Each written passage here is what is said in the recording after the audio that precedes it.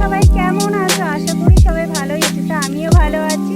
তো তোমরা আমাকে কেউ চেনো না, এটা আমার ফার্স্ট ব্লগ ইউটিউবে। তো আমি ঝুমা হালদার, আমি উত্তর চব্বিশ পরগনাতে থাকি, আমার বাড়ি বনগা। তো ছোট্ট একটা গ্রামে